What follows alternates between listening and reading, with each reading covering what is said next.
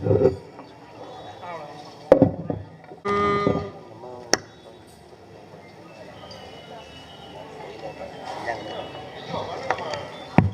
வாங்கம்மா. முருகன் கரெக்டாக வச்சிட்டிங்களா இல்லை உள்ளே வைக்கிட்டுங்களா? இங்கே கூடங்க. இப்போ நம்மளோட புவனை இதுவும் முடிஞ்சிச்சு. நம்ம இந்த யாகத்தை வந்து சித்தர யாகம் இப்போ நம்ம சிறப்பாக செயல்பட்டுச்சு. நீங்கள் கொடுத்த எல்லா சங்கல்பமும் இறைவன்கிட்ட வாழைத்தாயிட்ட சமர்ப்பணம் ஆயிடுச்சு. இனி நீங்கள் உள்ளன்போடு அவளை பிரார்த்திப்பது மட்டும்தான் உங்களோட கடமை.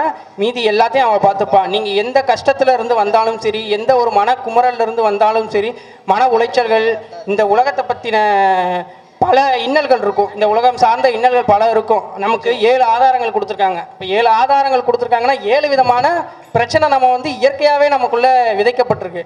அதை ஒவ்வொரு முடிச்சுக்கெல்லாம் நமக்குள்ளே இருக்குது. அதெல்லாம் நம்ம அந்த களைஞ்சு அந்த முடித்து அவிழ்த்து தான் நம்ம ஞானம் பெறணும்.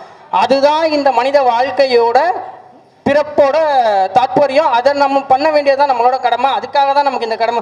ஒரு நமக்கு கஷ்டம் வருது, நமக்கு பிரச்சனை வருது, நமக்கு நோய் வருது, நொடி வருது அப்படின்னு கவலைப்படாதீங்க.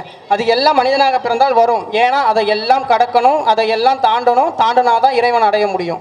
இந்த சாதாரண ஒரு விஷயத்துக்கு நம்ம முடங்கிட்டோம்னா நம்மளால இது பண்ண முடியும். நம்ம உடம்புல 18 முடிச்சிருக்கு. நம்ம முதுகு கையில் முருகப்பெருமான் தண்டம் வச்சிருக்காரு. யாருக்காவது தெரியுமா அந்த தண்டம் என்னன்னு? ஒரு மன்னர் செங்கோல் வச்சு ஆட்சி பண்ணுவார். அந்த செங்கோல்னா என்னன்னு நமக்கு யாருக்காவது தெரியுமா? நமக்கு சொல்லி கொடுத்துருக்காங்களா? முருகப்பெருமான் கையில் இருக்க தண்டம் வேற என்ன? ஞான தண்டா. இதை பண்ணின்னு எதுக்கு அவரை கூப்பிட்றோம்? ஞான தண்டம். ஒவ்வொரு மனிதன்ட்டையும் ஞான தண்டம் இருக்குது. அந்த ஞான தண்டம் எங்கே இருக்குன்னு யாருக்காவது சிந்திச்சிருக்கோமா? நம்மளோட முதுகுத்தண்டு தான் அந்த ஞான தண்டம். அந்த முதுகுத்தண்டு மூலியமாக தான் குண்டலினியிலேருந்து அந்த ஞானசக்தி மேலே இறங்கி ஆகினையில் போய் நின்று ஆகினையிலேருந்து மேலே சகசரநாமம் போய் அங்கே நம்ம இறைவன் அருள் மேலே இருக்க உச்சி தீபத்தை அடைகிறோம்.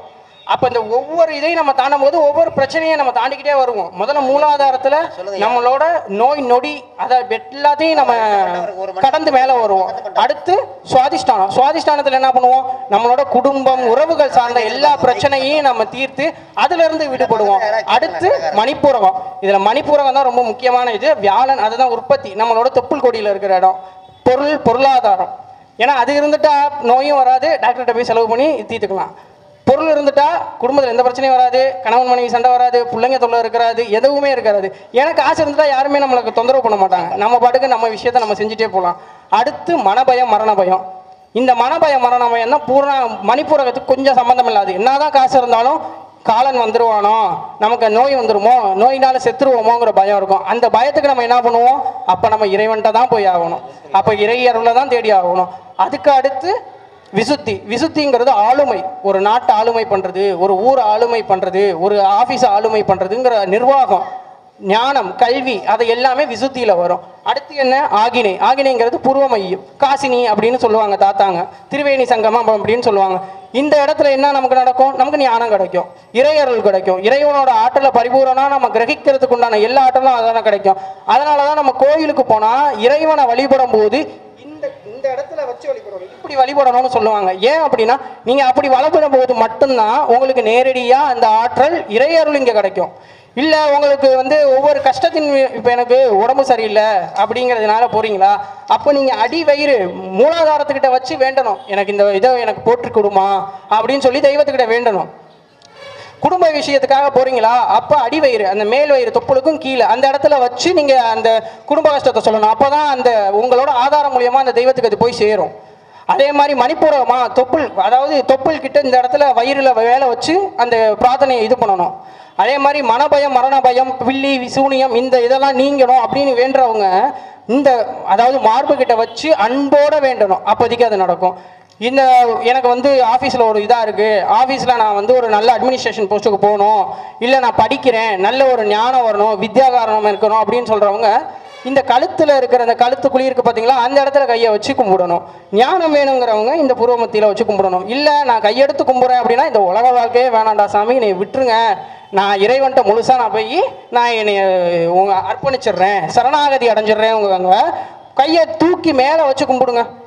இப்படி தான் நம்ம இறைவனை கும்பிடணும். இப்படி கும்பிட்டாதான் அதோட அந்த சாணத்தையும் நமக்கு பரிபூரணமாக கிடைக்கும்.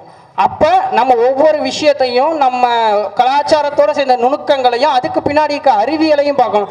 இப்போலாம் எல்லாம் அறிவியலை மட்டும்தான் பார்க்குறாங்க, கலாச்சாரத்தை விட்டுறாங்க. அதுக்கு பின்னாடி ஏதாவது சொன்னால் அதை நிரூபின்னு சொல்கிறாங்க. நிரூபிப்பது நம்ம வேலை இல்லை. அவனுக்கு செயலை செய்து கொடுப்பது தான் நம்ம வேலை. அதை நம்ம செய்து கொண்டே இருப்போம். அவனே ஒரு காலத்தில் அந்த பட்டறிவு படுவான். பட்டறிவு பட்டான் பட்டாணி அப்படின்னு தாத்தாங்க சொல்லுவாங்க. அவனே படுவான், அவனே தெளிவான், அப்புறம் திருந்திட்டு சிவசிவான்னு நம்மக்கிட்ட வருவான். அப்போ அந்த மாதிரி ஆட்களை தாத்தாங்க அதுக்கு ஏற்ற மாதிரி ஒரு பயணத்தை அவனுக்கு கொடுத்து அந்த பயணத்தின் மூலயமா கொண்டு வருவாங்க. அதனால தான் சொல் புத்தி சுய புத்தின்னு சொல்லுவாங்க. சொல் புத்திங்கிறது நம்ம சொன்னால் நம்ம கேட்டு அந்த இறையொருளை பிடிச்சிக்கிறது. சுய புத்திங்கிறது அவன் பட்டு அனுபவித்து திருந்தி கடைசியில் இறைவனடி வர்றது. இப்படி தான் தாத்தாங்க மனித வாழ்க்கையை பிரிச்சிருக்காங்க. அந்த பிராப்தத்தையோட நமக்கு எல்லாவித அருளும் கிடைக்கணும்னு சொல்லி உங்களோட முழு வேண்டுதலையும் இறைவன்ட்டையும் வாழைத்தாயிட்டையும் முருகப்பெருமான்ட்டையும் வைங்க. உங்களுக்கு எல்லாவித அருளும் கிடைக்க அந்த ஆண்டவனை பரிபூரணமாக நானும் பிரார்த்தித்துக் கொள்கிறேன். ஓம் நமக் சிவாய். அரணம பார்வதீபதே. சுப்பிரமணியம் சுப்பிரமணியம் சண்முகநாதா சுப்பிரமணியம். சுப்பிரமணியம் சுப்பிரமணியம் சண்முகநாதா சுப்பிரமணியம். சுப்பிரமணியம் சுப்பிரமணியம் சண்முகநாதா சுப்பிரமணியம். அரகர சிவ சிவ சுப்பிரமணியம் சிவ சிவ அரகர சுப்பிரமணியம். அரகர சிவ சிவ சுப்பிரமணியம் சிவ சிவ அரகர சுப்பிரமணியம். அரகர சிவ சிவ சுப்பிரமணியம் சிவ சிவ அரகர சுப்பிரமணியம். சுப்பிரமணியம் சுப்பிரமணியம் சண்முகநாதா சுப்பிரமணியம். சுப்பிரமணியம் சுப்பிரமணியம் சண்முகநாதா சுப்பிரமணியம். சுப்பிரமணியம் சுப்பிரமணியம் சண்முகநாதா சுப்பிரமணியம். சுப்பிரமணியம் சுப்பிரமணியம் சண்முகநாதா சுப்பிரமணியம். அன்பின் வடிவே சுப்பிரமணியம். சுப்பிரமணியம் அருணோதயமும் சுப்பிரமணியம். அருணோதயமே சுப்பிரமணியம். அருணகிரியும் சுப்பிரமணியம். அடியாரை காக்கும் சுப்பிரமணியம். அடியாரை காக்கும் சுப்பிரமணியம். சுப்பிரமணியம் சுப்பிரமணியம் சண்முகநாதா சுப்பிரமணியம். சுப்பிரமணியம் சுப்பிரமணியம் சண்முகநாதா சுப்பிரமணியம். சுப்பிரமணியம் சுப்பிரமணியம் சண்முகநாதா சுப்பிரமணியம். சுப்பிரமணியம் சுப்பிரமணியம் சண்முகநாதா சுப்பிரமணியம். பாட வைப்பதும் சுப்பிரமணியம். சுப்பிரமணியம் பாட வைப்பதும் சுப்பிரமணியம். ஆட வைப்பதும் சுப்பிரமணியம். ஆட வைப்பதும் சுப்பிரமணியம். ஆட வைப்பதும் சுப்பிரமணியம். தேட வைப்பதும் சுப்பிரமணியம். தேட வைப்பதும் சுப்பிரமணியம். தேடி அலைவதும் சுப்பிரமணியம். வைப்பதும் சுப்பிரமணியம். தேடி அலைவதும் சுப்பிரமணியம். தேடி அலைவதும் சுப்பிரமணியம். சுப்பிரமணியம் சுப்பிரமணியம் சண்முகநாதா சுப்பிரமணியம். சுப்பிரமணியம் சுப்பிரமணியம் சண்முகநாதா சுப்பிரமணியம். சுப்பிரமணியம் சுப்பிரமணியம் சண்முகநாதா சுப்பிரமணியம். சுப்பிரமணியம் சுப்பிரமணியம் சண்முகநாதா சுப்பிரமணியம். அழகான பழனிமலை ஆண்டவா.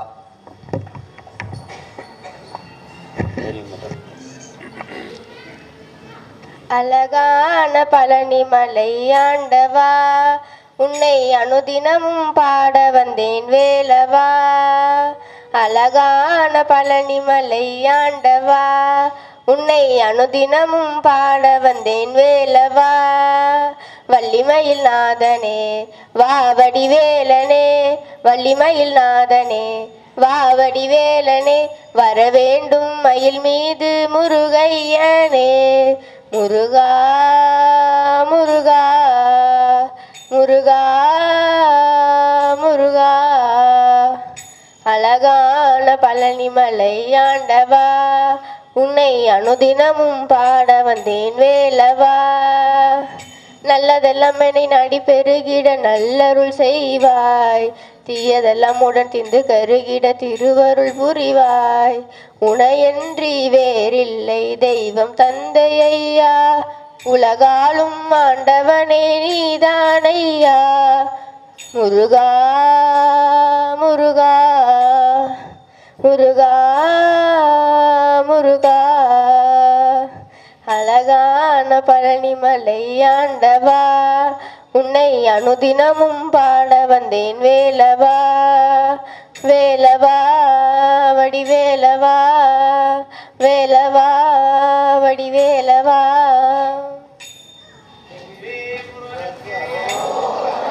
எல்லாம் ஜோராக கைத்தட்டுங்க. கைத்தட்டினா ஆயுள் கூடும். உடம்புல உள்ள எல்லா உறுப்புகளும் கையில் இருக்குது. அப்போ கைத்தட்டும் போது அது ஒரு உற்சாகத்தை தரும். பெண்ணடம்னு ஒரு ஊர் இருக்குங்க, நந்தி திரும்பி இருக்கும். அந்த பெண்ணிடத்தில் பார்த்தீங்கன்னா ஒரு டைலர் ஒருத்தர் இருந்தார். அவருக்கு ஏதாவது சாதனை பண்ணணும்னு ஒரு ஆசை வந்துச்சு. அவர் டைலரு என்ன சாதனை பண்ணுறதுன்னு யோசனை பண்ணார். இப்போ பார்த்தீங்கன்னா ஒருத்தர் என்ன பண்ணியிருக்காரு, கைத்தட்டி 2 நாள் தொடர்ந்து கைத்தட்டி சாதனை பண்ணியிருக்காரு கின்னஸ் புக்கில். இவர் 3 நாள் தொடர்ந்து கைத்தட்டி சாதனை பண்ணிட்டார். அப்போ கைத்தட்டி கூட சாதனை பண்ண முடியும். தம்பி மிக அற்புதமாக 18 சித்தர்களுடைய ஹோமத்தை பண்ணாங்க. இப்போ என்னென்னா, நாங்கள் வந்து ஒரு மெத்தடில் 18 சித்தர்கள் ஆனந்த ஐஸ்வர்ய ஹோமம் அப்படின்னு செய்துக்கிட்டு இருக்கோம். நான் எதை சொன்னாலும் இந்த ஆனந்தம்ங்கிற ஒரு வார்த்தையை சொல்கிறது, அதான் ஆனந்தம் அம்மா வந்து சேர்த்துருக்குது. இந்த ஆனந்தம் அப்படின்னா நான் சொல்லுவேன் வந்து முதல்ல வந்து ஆனந்த ஐஸ்வர்ய ஹோமம், ஆனந்த ஐஸ்வர்ய தீட்சை அப்படின்னு ஒரு தீட்சை தர்றோம். முதல்ல மனுஷன் ஆனந்தமாக இருக்கணும். சாப்பிட்றோம், சாப்பிடல, பணம் இருக்குது இல்லை, யார் வர்றாங்க வரல, விழா நடத்தணும்னா நடத்தணும். மக்கள் வர்றாங்க வரல, அவங்க யாருக்கு கொடுப்பணும் இருக்கோ அவள் வருவா, கொடுப்பன இல்லாதவங்க வரமாட்டாங்க. அதுதான் விஷயம். அதனால் இந்த ஆனந்த ஐஸ்வர்ய ஹோமத்தின் முறைப்படி இப்போ நான் சொல்லக்கூடிய 18 சித்தர்கள் சொன்னாங்க. அந்த 18 சித்தர்களுடைய பேரை சொல்லி ஒரு மந்திரம் சொல்கிறேன். எல்லாரும் சொல்லுங்கள். எல்லோரும் கொஞ்சம் சுறுசுறுப்பாக உட்காந்துங்க. எப்படி வேணாலும் உட்காரல, தப்பு கிடையாது. எல்லோரையும் கீழே உட்கார வச்சுட்டோமே அப்படிங்கிற நினைக்கிறேன். எல்லாரும் சொல்லுங்கள். அந்த முதல்ல எல்லோரும் குருவை தியானம் பண்ணுங்கள். 18 சித்தர்களை தியானம் பண்ணுங்கள். 18 சித்தர்கள் சுற்றி இருக்காங்க, பார்த்துக்குங்க. அதனால தான் இந்த நமது ஐயா வாங்க வாங்க வாங்க சுப்பிரமணியம் ஐயா வாங்க. ஜோதி சுப்பிரமணியம் ஐயா வந்திருக்காரு. அவர் ஒரு பெரியவர். அவர் மேலே எனக்கு ரொம்ப ஈடுபாடு. ஏன்னா பெரியவங்கெல்லாம் வரணும், ஒரு ஆசீர்வாதம் பண்ணுறதுக்கு வேணும். ஐயா உட்காருங்க ஐயா. ஹரி ஓம் சொல்கிறத திருப்பி சொல்லுங்கள். ஓம் சிவ சிவ பிரம்மஸ்ரீ அகத்திய சித்தர் மகாசுவாமியே நம ஸ்வாகா. ஓம் சிவ சிவ கோரக்க சித்தர் மகாசுவாமியே நம ஸ்வாகா. ஓம் சிவ சிவ பாம்பாட்டி சித்தர் மகாசுவாமியே நம ஸ்வாகா. ஓம் சிவ சிவ பத்ரகிரியார் சித்தர் மகாசுவாமியே நம ஸ்வாகா. ஓம் சிவ சிவ பிரம்மஸ்ரீ சிவவாக்கிய சித்தர் மகாசுவாமியே நம ஸ்வாகா. ஓம் சிவ சிவ பாம்பாட்டி சித்தர் மகாசுவாமியே நம ஸ்வாகா. ஓம் சிவ சிவ குதம்பை சித்தர் மகாசுவாமியே நம ஸ்வாகா. ஓம் சிவ சிவ அழகணி சித்தர் சுவாமியே நம ஸ்வாகா. ஓம் சிவ சிவ இடைக்காட்டு சித்தர் மகாசுவாமியே நம ஸ்வாகா. ஓம் சிவ சிவ பிரம்மஸ்ரீ கரூர் சித்தர் மகாசுவாமியே நம ஸ்வாகா. ஓம் சிவ சிவ